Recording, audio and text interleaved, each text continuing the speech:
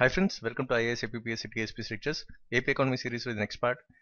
ఇంతకుముందు వీడియోలో మనం ఏంటంటే ప్రీవియస్ క్వశ్చన్స్ని బేస్ చేసుకుంటూ మనం అసలు క్వశ్చన్స్ ఎలా ఇస్తున్నారు ఆ ట్రెండ్ ఏంటనేది చూసాం. సో దీన్ని బట్టి మనకేంటి కొంచెం ప్రిపరేషన్లో దేని మీద ఎక్కువ ఫోకస్ చేయాలనేది మనకు కొంచెం ఒక ఐడియా అనేది వచ్చింది. ఇన్ కేస్ మీరు కనుక వీడియో చూడకపోతే ప్లీజ్ అది వాచ్ చేయండి. అలాగే మీ ప్రిపరేషన్ ఏపీ ఎకానమీ స్టార్ట్ చేసే ముందు జస్ట్ ఒకసారి ప్రీవియస్ క్వశ్చన్స్ని ఒకసారి బాగా చదవండి. దీన్ని బట్టి మీకు ఐడియా వస్తుంది ఏ ఏరియాస్ మీద ఎక్కువ ఫోకస్ చేయాలనేది. నెక్స్ట్ కొంచెం మనకి లాజికల్గా చూసుకుంటే వాళ్ళు ఏంటంటే డేటా మీద ఎక్కువ క్వశ్చన్స్ మనకు కనిపిస్తున్నాయి. అంటే మొత్తం ఒక నంబర్ గేమ్తో రిలేట్ అయి ఉందని మనకు తెలుస్తుంది అనమాట.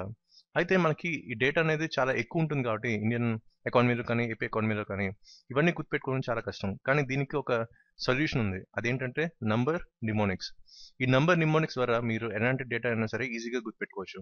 నెక్స్ట్ ఇంకోటి, లాస్ట్ వీడియోలో మీకు కొన్ని టేబుల్స్ మైండ్ మ్యాప్స్ అవన్నీ చూపించాం. అవన్నీ ఏంటంటే మనకి ఎగ్జామ్ పాయింట్ ఆఫ్ వ్యూలో మనకి గన్ షాట్ ఏరియాస్. సో అవన్నీ కూడా మీరు చదివితే డెఫినెట్గా మీకు ఒక 5 to 15 మార్క్స్ రావడానికి అవకాశం ఉంటుంది. సో ప్లీజ్ అది చదవండి బాగా. ఎకనామిక్ సర్వే అనేది జిస్ట్ అనేది చాలా ఇంపార్టెంట్, ఎందుకంటే దాని నుంచి డైరెక్ట్ క్వశ్చన్స్ మనకు వస్తాయి. అలాగే నెక్స్ట్ ఇంకోటి గ్రూప్ 2 అనేది మనకి ఇప్పుడు 2 level exam like prelims and mains అని మనకు అంటున్నారు. అంటే ఇక్కడ మనకి ప్రిలిమ్స్ అండ్ మెయిన్స్లో కూడా మనకి నెగిటివ్ మార్కింగ్ ఉంటుందని కూడా అంటున్నారు అనమాట. అంటే దీన్ని బట్టి మనకి ఏమర్థమవుతుంది, కంప్లీట్ ఫోకస్ ప్రిపరేషన్ మనకు కావాలి. ఎక్కువ మనం రివిజన్ చేయాలి. సో రివిజన్ వల్ల ఏంటంటే పర్ఫెక్షన్ అనేది వస్తుంది అనమాట. సో అందుకని చెప్పి మీరు ఎక్కువ రివైజ్ చేయడానికి మీరు ట్రై చేయండి. నెక్స్ట్ ఇంకోటి, డేటా అనేది నంబర్ నిమోనిక్స్తో లింక్ చేయడం వల్ల మనకి అడ్వాంటేజ్ అంటే ప్రిలిమ్స్లో కానీ మెయిన్స్లో కానీ ఈ నెగిటివ్ మార్కింగ్ నుంచి బయటపడడానికి ఛాన్సెస్ ఉన్నాయి. ఇది ఒక అడ్వాంటేజ్. నెక్స్ట్ ఇంకోటి, ప్రిలిమ్స్లో మనకేంటంటే కొన్ని బేసిక్ క్వశ్చన్స్ ఇస్తారు. ఆటోమేటిక్గా మనం మెయిన్స్లో అంటే కొంచెం లెవెల్ ఆఫ్ డిఫికల్టీ అనేది పెంచడానికి అవకాశం ఉంది. కాబట్టి మనకేంటే బోత్ ఫ్యాక్ట్స్ విత్ అనాలిసిస్ అనేది మనకి ఇంపార్టెంట్. సో ఈ రెండు మనకి చూసుకుంటే డెఫినెట్గా మనకి ఈజీ అయిపోతుంది. ఈ అనాలిసిస్ బేస్డ్ క్వశ్చన్స్ ఎలాగో మనకి గ్రూప్ 1 మెయిన్స్ ఉంటాయి కాబట్టి ఆ గ్రూప్ 1 మెయిన్స్ ప్రిపరేషన్ కూడా మీకు ఈజీ అయిపోతుంది. సో ఇది అడ్వాంటేజ్. ఏపీ ఎకానమీ ఎలా డీల్ చేయాలనేది ఇది ఒక బేసిక్ ఐడియా. అయితే మనకేంటి ఫస్ట్ ఆఫ్ ఆల్ కొన్ని బేసిక్ కాన్సెప్ట్స్ మీద బాగా ఐడియా ఉండాలి. అలా అయితే మనకి ఏపీ ఎకానమీ మనకి కంప్లీట్గా ఈజీ అయిపోతుంది. సో డైరెక్ట్గా సర్వేలోకి బడ్జెట్లోకి జంప్ అయిపోతే మీకేంటి కొన్ని టర్మ్స్కి తనకు అర్థాలు తెలియకపోతే అది ప్రాబ్లం అవుతుంది. అందుకని చెప్పి ఫస్ట్ బేసిక్ కాన్సెప్ట్స్ కొన్ని ఉన్నాయి, అవన్నీ కూడా మీతో షేర్ చేస్తున్నాను ఈ వీడియోలో. చాలా మంది అడిగారు స్టడీ మెటీరియల్ షేర్ చేయమని. సో ఈ లింక్ ద్వారా మీరు డౌన్లోడ్ చేసుకోవచ్చు. దీంట్లో complete Indian geography, Indian polity, Indian history, అలాగే ఇండియన్ ఎకానమీ, ఏపీ ఎకానమీ తరక జిస్ట్ అంటే సర్వే బడ్జెట్ తరక మెయిన్ కీ ఏరియాస్ అన్ని కూడా కవర్ చేయడం జరిగింది. ఈ లింక్ ద్వారా మీరు డౌన్లోడ్ చేసుకోవచ్చు. ఇవన్నీ కూడా స్టడీ మెటీరియల్ అంతా కూడా కొన్ని modern techniques like mind maps, keywords, one liner approach, images ఇవన్నీ పెట్టి లింక్ చేయడం జరిగింది. డెఫినెట్గా మీకు హెల్ప్ అవుతుంది. సో మీకు ఇంట్రెస్ట్ ఉంటే ఈ లింక్ ద్వారా మీరు డౌన్లోడ్ చేసుకోవచ్చు. నెక్స్ట్ మీరు చూస్తున్నారు ఈ లెక్చర్స్ అన్ని కూడా ఫ్రీ ఆఫ్ కాస్ట్ అనమాట. ఇన్ కేస్ మీకు ఏమైనా వాలంటరీ ఫీ కింద ఎంతో కొంత కాంట్రిబ్యూట్ చేయడం చేయొచ్చు. ఇంతకుముందు చాలా మంది కాంట్రిబ్యూట్ చేయడం వల్ల ఈ పెన్ గ్రాఫిక్స్ టాబ్లెట్ ఏదైతే ఉందో నేను రాస్తున్నాను, అది పెన్ గ్రాఫిక్స్ టాబ్లెట్తో నేను రాస్తున్నాను. సో ఇది పర్చేస్ చేయడం జరిగింది. నెక్స్ట్ ఇంకో సాఫ్ట్వేర్ ఉంది, మీకు ఆల్రెడీ షేర్ చేశాను, అది క్యాంప్టేషియల్ సాఫ్ట్వేర్ అని. మీరు ఫర్దర్ ఎన్ని కాంట్రిబ్యూషన్ లాగా ఇస్తే ఆ సాఫ్ట్వేర్ పర్చేస్ చేయడానికి ఉంటుంది. నెక్స్ట్ ఫ్యూచర్లో కూడా ఇవన్నీ లైవ్ క్లాసెస్ కింద కన్వర్ట్ చేద్దామని చూస్తున్నాం. సో లైవ్ క్లాసెస్ అయితే మనకి అడ్వాంటేజ్ ఎక్కువ ఉంటుంది, ఎందుకంటే డైరెక్ట్ ఇంటరాక్షన్ ఉంటుంది కాబట్టి ఇదంతా చూసుకుంటే వన్ వే అప్రోచ్లో మీకు వెళ్తుంది. అదే లైవ్ క్లాస్లో అయితే మనకి ఏదైనా డౌట్ సాల్వింగ్ కానీ లేకపోతే మనం ఏదైనా డిస్కస్ చేసుకోవడానికి మనకి ఈజీ అయిపోతుంది అనమాట. సో అందుకని చెప్పి మీ కాంట్రిబ్యూషన్స్ అన్ని కూడా వాటికి హెల్ప్ అవుతాయి. ఇన్ కేస్ మీకు ఈ లెక్చర్స్ కనుక మీకు హెల్ప్ అవుతున్నాయి ఎగ్జామ్ పాయింట్ ఆఫ్ వ్యూలో, మీకు 100% సాటిస్ఫైడ్ అనుకుంటే మాత్రం ఎంతో కొంత కాంట్రిబ్యూట్ చేయండి ఈ లింక్ ద్వారా. నెక్స్ట్ మీకు ఏమైనా క్వరీస్ ఉన్నా సరే ఈ ఫేస్బుక్ పేజ్ ద్వారా మీరు నాకు మెసేజ్ చేయొచ్చు, డెఫినెట్గా నేను రెస్పాండ్ అవుతాను. ఫస్ట్ ఆఫ్ ఆల్ మనకేంటో ఒక టర్మ్ గురించి తెలియాలి, అదేంటంటే స్టేట్ ఇన్కమ్ అనమాట. సో డెఫినేషన్ పరంగా చూసుకుంటే it's total value of goods and services produced in year. ఇక్కడ నేనంటే కంప్లీట్ జీరో లెవెల్ నుంచి స్టార్ట్ చేస్తాను. లైక్ ఎవరైతే ఫ్రెషర్స్ ఉన్నారో వాళ్ళకి సిరీస్ అనేది బాగా హెల్ప్ అవుతుంది. అంటే రైట్ ఫ్రమ్ ద బేసిక్స్ నేను స్టార్ట్ చేస్తున్నాను. సో ప్రతి టర్మ్ దానికి అర్థం మీకు చెప్తాను. దీని మీద ఏంటంటే మీకు ఎకానమీ మీద గ్రిప్ అనేది పెరుగుతుంది. అలా ఎకానమీ అంటే భయం చాలా మందికి ఉంటుంది. సో ఈ బేసిక్స్ అనేది స్ట్రాంగ్ అయితే ఎకానమీ అనే భయం కూడా పోయి మీకు ఈజీ అని అనిపిస్తుంది అనమాట. So first of all goods అంటే ఏంటి, సర్వీసెస్ అంటే ఇక్కడ గూడ్స్కి బెస్ట్ ఎగ్జాంపుల్ అంటే స్వీట్స్. మీ ఊర్లో ఒక స్వీట్ షాప్ ఉందనుకోండి, అక్కడ ఏం తయారు చేస్తారు, స్వీట్ షాప్లో అంటే స్వీట్స్ తయారు చేస్తారు. సో ఇక్కడ ఏంటి, ఏదైనా ఒక వస్తువు తయారు చేస్తున్నాం అంటే దాన్ని మనం ఒక గూడ్ కింద అనుకోవాలి. అలాగే for example mobile phones, for example Samsung ఉంది.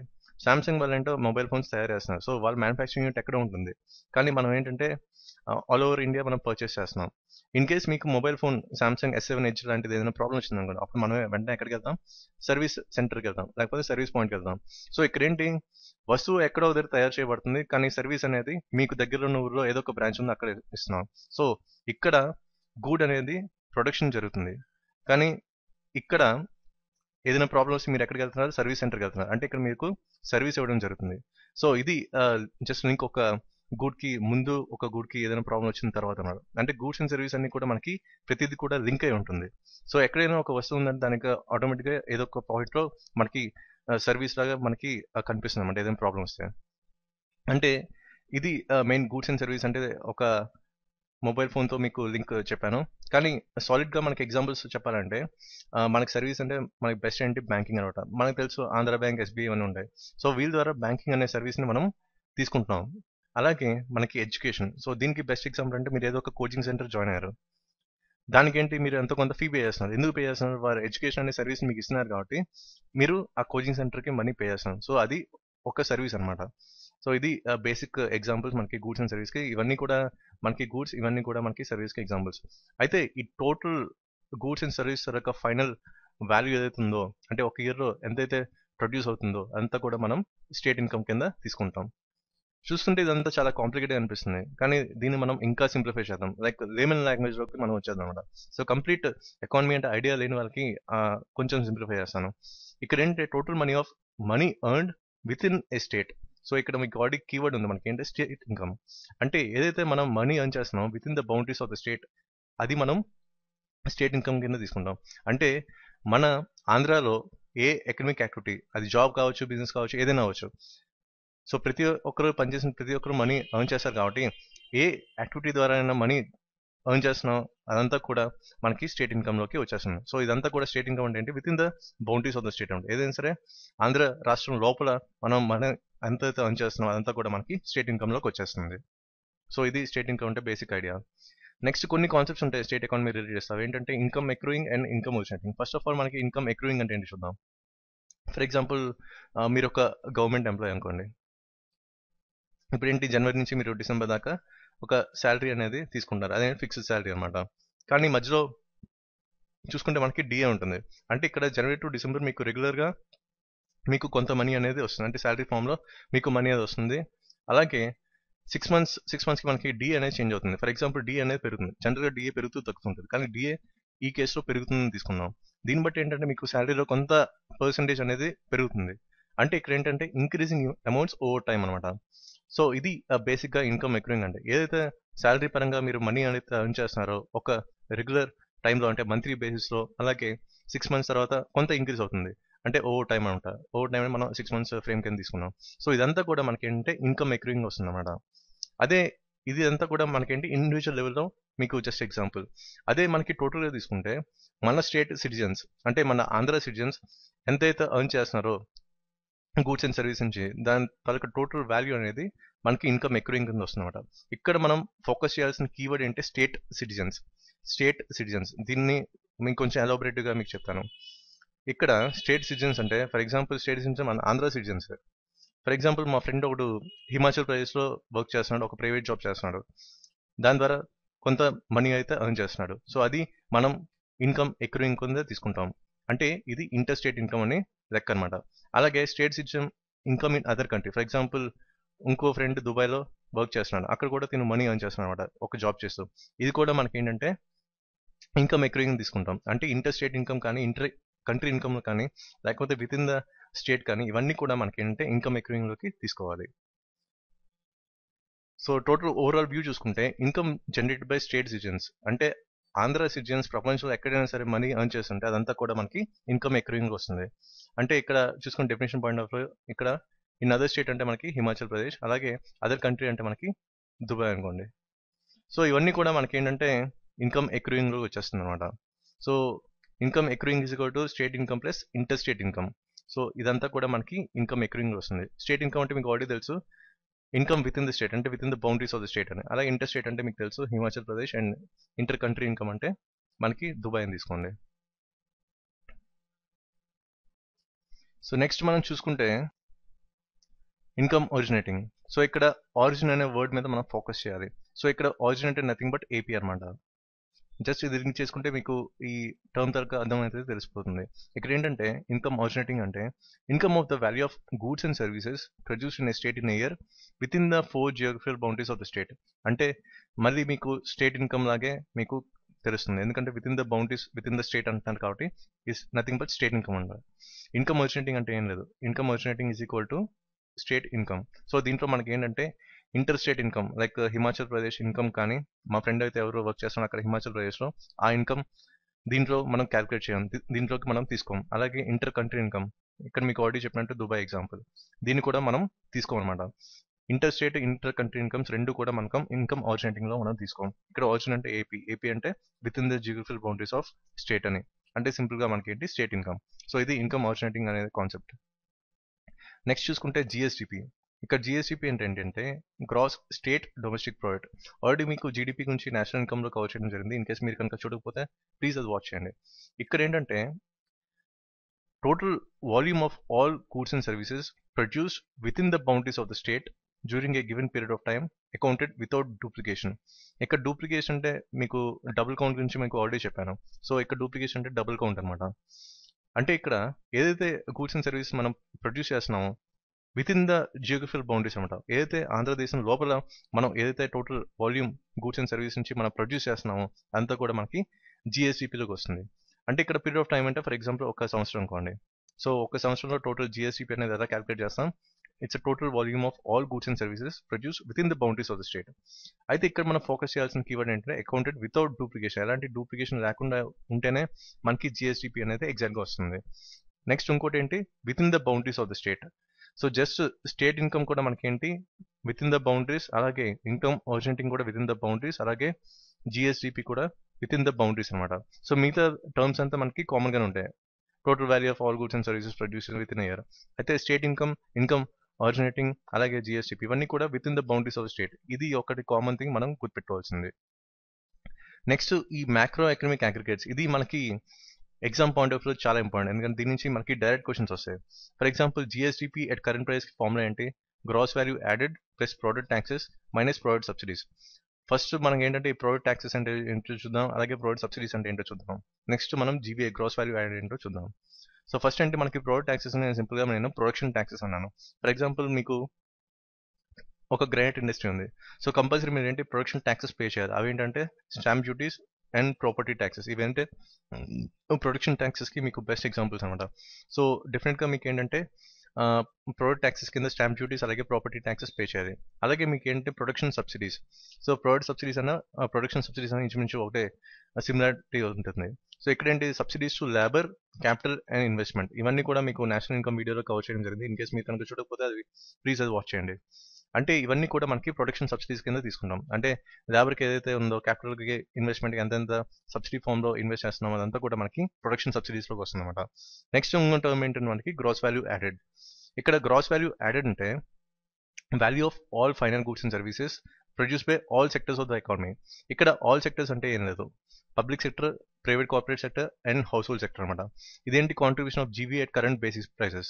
సో ఇక్కడ బేసిక్ ప్రైస్ మీరు చూసుకుంటే 2014-15లో మనకి పబ్లిక్ సెక్టర్ నుంచి, ప్రైవేట్ కార్పొరేట్ సెక్టర్ నుంచి, హౌస్ హోల్డ్ సెక్టర్ నుంచి మనకి 19.4 వచ్చింది పబ్లిక్ సెక్టర్ నుంచి, ప్రైవేట్ కార్పొరేట్ సెక్టర్ నుంచి 35.9 అండ్ హౌస్ హోల్డ్ సెక్టర్ నుంచి మనకి 44.8. సో ఇన్ కేస్ మీకు కనుక క్వశ్చన్ అడగొచ్చు, అంటే ఏ సెక్టర్ నుంచి ఎక్కువ జీవీఏకి కాంట్రిబ్యూట్ అయింది కరెంట్ బేసిక్ ప్రైస్ లెవెల్ అంటే మనకి ఆన్సర్ పెడతాం, హౌస్ హోల్డ్ సెక్టర్ పెడతాం.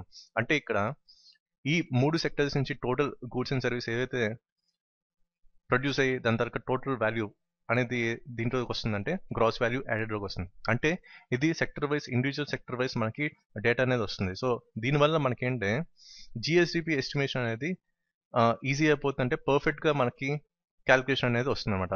సో ఇది మెయిన్ అడ్వాంటేజ్ అంటే ఎస్టిమేషన్ ఆఫ్ జిఎస్డిపి. అలాగే it's a key indicator of the state of whole economy. అంటే ప్రెసెంట్ మన ఎకానమీ తాలూకా పొజిషన్ ఎలా ఉన్నది కూడా మనకి గ్రాస్ వాల్యూ యాడెడ్ నుంచి మనకి తెలుస్తుంది అనమాట. సో ఇక్కడ మీరు గుర్తుపెట్టుకోవాల్సిన పాయింట్ ఏంటంటే ఇక్కడ ఆల్ సెక్టర్స్ అంటే వేరే sectors like public sector, private corporate sector and household sector అనమాట. దీని నుంచి వచ్చే ఫైనల్ వాల్యూ అనమాట, అంటే గూడ్స్ అండ్ సర్వీస్ నుంచి ప్రొడ్యూస్ అయిన వచ్చే టోటల్ ఫైనల్ వాల్యూ మనకి గ్రాస్ వాల్యూ యాడ్ తీసుకుంటాం. అలాగే ఇదేంటంటే ఎస్టిమేషన్ ఆఫ్ జిఎస్డిపి. ఇంకోటి మనకి ఇది కూడా మల్టిపుల్ చాయిస్ క్వశ్చన్స్ లోకి రావడానికి అవకాశం ఉంది. మనం గ్రాస్ వాల్యూ యాడెడ్ అంటే ఎకనామిక్ గ్రోత్ అనమాట. సో ఎకనామిక్ గ్రోత్ని మెజర్ చేయడానికి కూడా మనకి ఈ గ్రాస్ వాల్యూ యాడెడ్ అనేది మనకి హెల్ప్ అవుతుంది. సో ఇవి మీరు గుర్తుపెట్టుకోవాల్సిన కీ పాయింట్స్. నెక్స్ట్ ఫార్ములా పరంగా చూసుకుంటే మీకు ఆల్రెడీ ఇక్కడ ఉంది అనమాట. అంటే లింక్ ఏంటి మనకి గ్రాస్ వాల్యూ యాడెడ్కి జిఎస్టిపికి లింక్ ఏంటంటే ఇదనమాట. Gross value added plus product taxes minus product subsidies.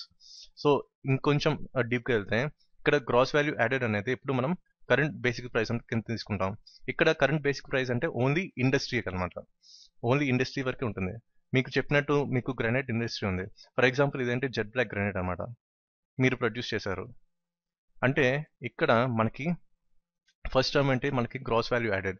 ఇక్కడ గ్రాస్ వాల్యూ యాడెడ్ మీరు ఎంత ఫిక్స్ చేశారంటే 1000 రూపీస్కి. నెక్స్ట్ ఏంటి ప్లస్ ట్యాక్సెస్ అండ్ ప్రొడక్ట్స్. ఇక్కడ మీకు ప్రొడక్షన్ ట్యాక్సెస్ ఏంటి మీకు చెప్పినట్టు స్టాంప్ డ్యూటీస్ అలాగే ప్రాపర్టీ ట్యాక్సెస్. సో ఇవి ఈ రెండు యాడ్ చేసుకున్నాం. ఫర్ ఎగ్జాంపుల్ ఇది 50 అనుకోండి. ఇవేంటిది ప్రొడక్షన్ ట్యాక్సెస్. నెక్స్ట్ ఏంటి సబ్సిడీ ఫామ్లో ఏదైతే వచ్చిందో ప్రొడక్షన్ సబ్సిడీస్ మనం లెస్ చేయాలి. ఇది ఈ రెండు కూడా మనకి టోటల్ ఎకానమీలో లెవెల్లో మనం చూసుకోవాలి. ఎందుకంటే ఇదేంటి బేసిక్ ప్రైస్ అనేది ఓన్లీ ఇండస్ట్రీ మీ తయారు చేస్తాం కాబట్టి ఇక్కడే ఉంటుంది. కానీ ఇది వన్స్ ఈ జెడ్ బ్లాక్ రేట్ అనేది మార్కెట్లోకి వెళ్ళిన తర్వాత అది ఇంక్లూజివ్ ఆఫ్ ఆల్ ట్యాక్సెస్ అని చెప్పి మనం ఇస్తాం. సో దానికి ఏంటంటే ఒక ఎంఆర్పీ అనేది ఫిక్స్ అవుతుంది. అది ఓవరాల్ ఎకానమీ మీద అది ఇంపాక్ట్ అనేది మనకు కనిపిస్తుంది. డైరెక్ట్ మార్కెట్లోకి వెళ్తుంది కాబట్టి అది హోల్ ఎకానమీ కింద మనం తీసుకుంటాం. సో సబ్సిడీ ఫార్మేట్లో ఒక 10 రూపీస్ అనుకోండి. సో టోటల్ ఈ జెడ్ బ్లాక్ గ్రానైట్ ధర కాస్ట్ ఎంత 1040 రూపీస్. సో ఈ 1040 రూపీస్ అనేది GSTP at current market price. So ఇది మార్కెట్లోకి వెళ్ళిన తర్వాత దీని వాల్యూ ఎంత అవుతుంది 1040. ఇది జస్ట్ ఎగ్జాంపుల్. ఇది కూడా మనకి ఏంటంటే హోల్ ఎకానమీ లెవెల్లో మనకి కనిపిస్తుంది అనమాట. అంటే ఇక్కడ గ్రాస్ వాల్యూ యాడెడ్ ఒకటే మనకి ఇండస్ట్రీలో ఉంటుంది. అంటే కరెంట్ బేసిక్ ప్రైస్ అనేది మనం ఇండస్ట్రీ దగ్గర ఫిక్స్ చేస్తాం. మిగతా అన్ని కూడా హోల్ ఎకానమీ చుట్టూ దాని ఇంపాక్ట్ అనేది మనకి కనిపిస్తుంది. సో ఇది లింక్ గ్రాస్ వాల్యూ యాడెడ్కి జిఎస్టిపికి. నెక్స్ట్ మనకి అసలు ఇలాంటి క్వశ్చన్స్ మనకి కనిపిస్తున్నాయి అనమాట. మల్టిపుల్ చాయిస్ క్వశ్చన్స్ అడుగుతున్నారు. మీరు ఒకసారి ప్రీవియస్ పేపర్స్ని తిరిగేస్తే మీకు ఏంటి ఫార్ములా వైజ్ కూడా మీకు కొన్ని క్వశ్చన్స్ కనిపిస్తున్నాయి. సో అందుకని చెప్పి ఇది కూడా మీకు షేర్ చేయడం జరిగింది. ఇక్కడ ఏంటంటే మనం తెలుసుకోవాల్సింది ఏంటంటే జీవీఎట్ ఫ్యాక్టర్ కాస్ట్కి అలాగే జీవీఎట్ బేసిక్ ప్రైస్కి నెక్స్ట్ జీడిపి ఎట్ మార్కెట్ ప్రైస్కి రిలేషన్ ఏంటి, ఇలాంటి క్వశ్చన్స్ కొన్నిసార్లు అడుగుతున్నారు. సో మనకి ఏంటంటే ఒక సేఫ్ గేమ్ ప్లే చేయాలి కాబట్టి ఇవి కూడా మీకు షేర్ చేయడం జరిగింది. జస్ట్ ఏంటంటే మీరు ఈ వీడియోని పాజ్ చేసి ఈ ఫార్ములాస్ అని నోట్ చేసుకోండి. ఇవి పెద్ద ఇంపార్టెంట్ కాదు, దీనికి ఎక్స్ప్లెనేషన్ అంత పెద్దగా అవసరం లేదు. మరి ఎకనామిక్స్ కాదు మనం డీల్ చేస్తున్న ఎకానమీ. సో ఎకనామిక్స్కి ఎకనామీకి చాలా తేడా ఉంది కాబట్టి మనకి ఎకానమీ పరంగా చూస్తున్నాం. ఎకనామిక్స్ అనేది ఓన్లీ ఫార్ములాస్ వరకు మనం గుర్తుపెట్టుకోవడానికి చూస్తాం అన్నమాట. సో ఇక్కడ మీకు కొన్ని టర్మ్స్ కనిపిస్తున్నాయి. సిఈ అని, ఓఎస్, ఎంఐ అని, సిఎఫ్సి అని.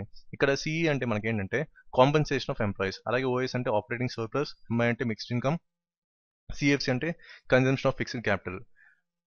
ఈ ఫార్ములాస్ని మీరు కంపల్సరీ బై హార్ట్ చేయాలి, ఎందుకంటే కొన్నిసార్లు క్వశ్చన్స్ రావడానికి అవకాశం ఉంది కాబట్టి. సో జస్ట్ ఈ వీడియోని పాజ్ చేసుకొని ఈ ఫార్ములాస్ని జస్ట్ జాట్ డౌన్ చేసుకోండి. నెక్స్ట్ అసలు జీడిపికి జీవీఏకి డిఫరెన్స్ ఏంటి, ఇది కూడా కొన్నిసార్లు మనకి మల్టిపుల్ చాయిస్ క్వశ్చన్స్లో ఆడడానికి అవకాశం ఉంది. ఇక్కడ ఏంటంటే జీడిపి అంటే టోటల్ ఎకానమీ గురించి చెప్తుంది అనమాట. మీకు ఏంటంటే ఆల్రెడీ మీకు జీడిపి నేషనల్ ఇన్కమ్ చెప్పాను. అంటే ఇక్కడ ఏంటంటే ఒక కంట్రీ తరక టోటల్ ఎకానమీ తరక ఓవర్వ్యూ, ఒక క్లియర్ పిక్చర్ అనేది మనకి చూపిస్తుంది. అదే జీవీ అంటే డిఫరెంట్ సెక్టర్ వైజ్ మనకి డివైడ్ చేసుకుంటాం. అంటే ఒక్కొక్క సెక్టర్ నుంచి ఎంత కాంట్రిబ్యూట్ అవుతుంది అనేది మనకు తెలుస్తుంది. ఫర్ ఎగ్జాంపుల్ మీరు ఇక్కడ చూస్తుంటే పబ్లిక్ సెక్టర్ నుంచి మనకి 19.4%, ప్రైవేట్ కార్పొరేట్ సెక్టర్ నుంచి 35.9, అలాగే హౌస్ హోల్డ్ సెక్టర్ నుంచి మనకి 44.8. ఇలాగా గ్రాస్ వాల్యూ యాడెడ్ అనేది డిఫరెంట్ సెక్టర్స్ నుంచి మనకి ఆ కాంట్రిబ్యూషన్ అనేది తెలుస్తుంది అనమాట. అది మెయిన్ అనమాట ఇక్కడ మనం ఫోకస్ చేయాల్సింది. ఇక్కడ మీకు ఇచ్చినట్టు GVA gives pictures at enterprise level, government level and house hold level.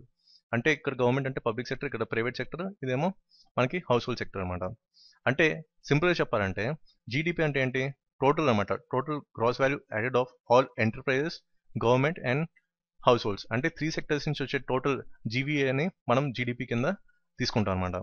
Next ఈ జీవీఏ వల్ల మనకి ఏంటంటే మెయిన్గా ప్రొడక్షన్ సైడ్ అంటే మ్యానుఫ్యాక్చరింగ్ సైడ్ మనకి ట్రెండ్ ఎలా ఉంది, అంటే అప్ ట్రెండ్ ఉందా, డౌన్ ట్రెండ్ ఉన్నది అనేది మనకి పర్ఫెక్ట్ పిక్చర్ అనేది తెలుస్తుంది. సో అది main advantage gross value added.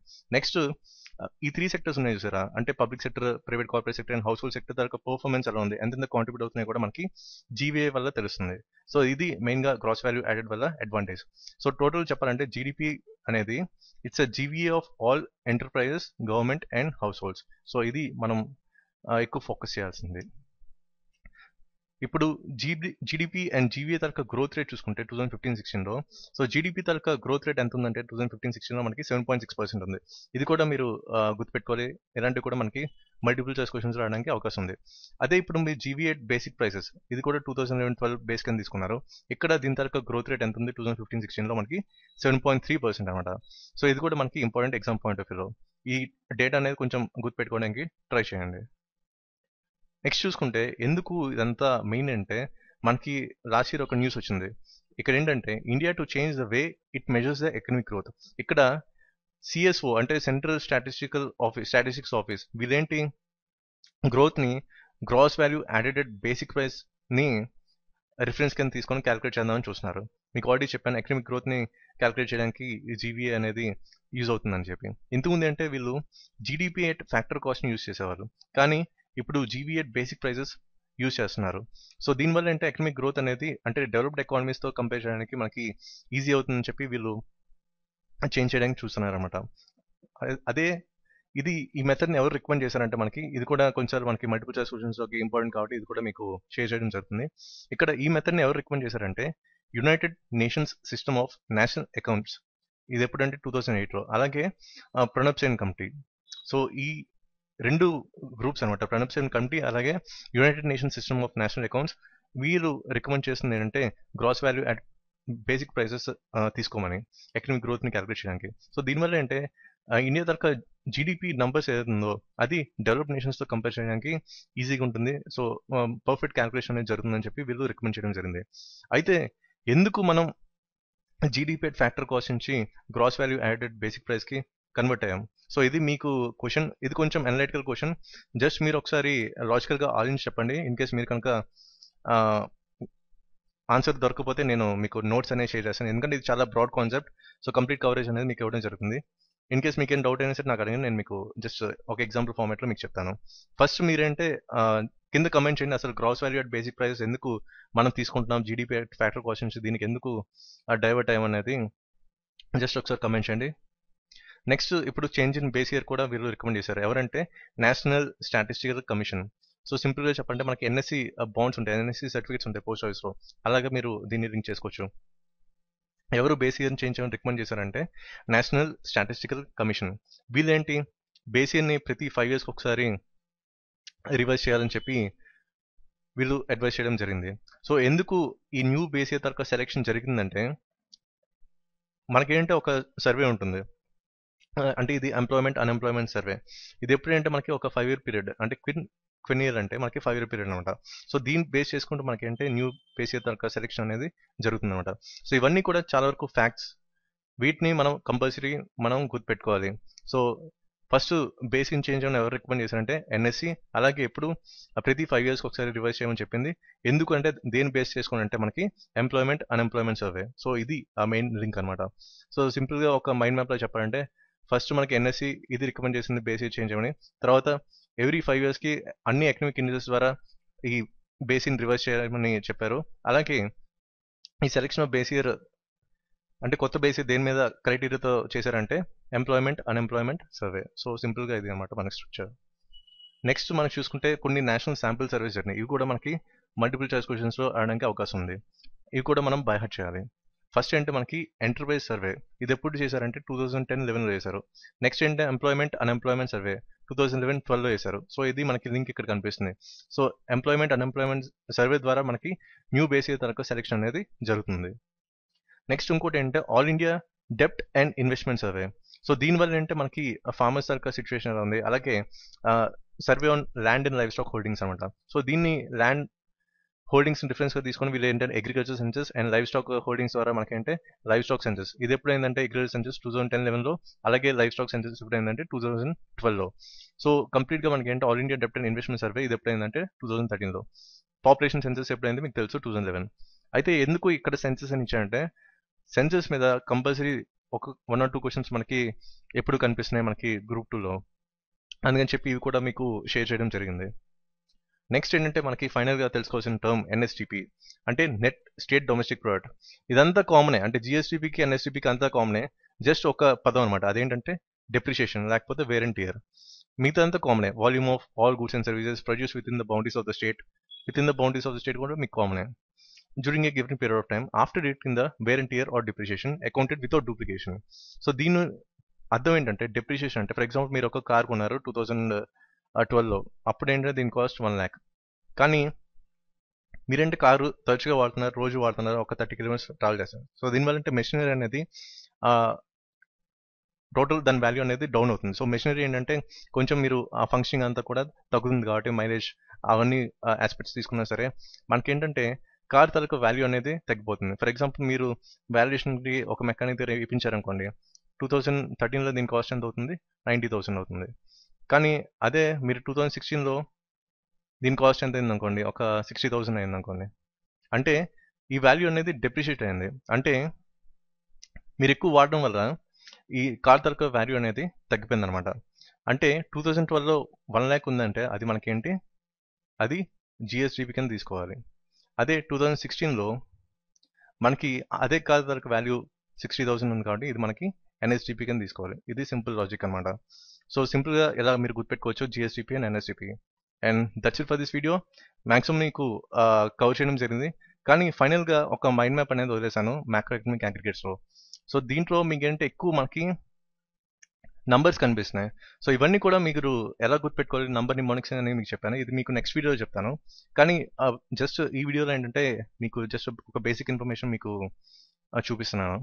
ఇక్కడ మీకు ఆల్రెడీ తెలుసు జిఎస్డిపి కరెంట్ ప్రైస్ అంటే ఏంటో. ఇప్పుడు ప్రెసెంట్ జిఎస్డిపి ఎంత ఉందంటే 6, ఇది మనం సింప్లిఫై చేసుకుందాం, 6.03 lakh crores అనమాట. మనకి ఎప్పుడు అంతా గుర్తుపెట్టుకోవాల్సిన అవసరం లేదు. జస్ట్ దీన్ని ఇంత పెద్ద డిజిట్ని మనం ల్యాక్స్లో కన్వర్ట్ చేద్దాం. అంటే సింపుల్ తీసుకుంటే ప్రెసెంట్ జిఎస్డిపి ఎంత ఉంది? 6.03 lakh crore. ఆల్రెడీ మనకేంటి సెంట్రల్ స్టాటిస్టిక్స్ ఆఫీస్ అనేది బేసిన్ చేంజ్ చేశారు ఎప్పటికి 2011-12కి. ఎంతకుముందు మనకేముండేది 2004 and 5.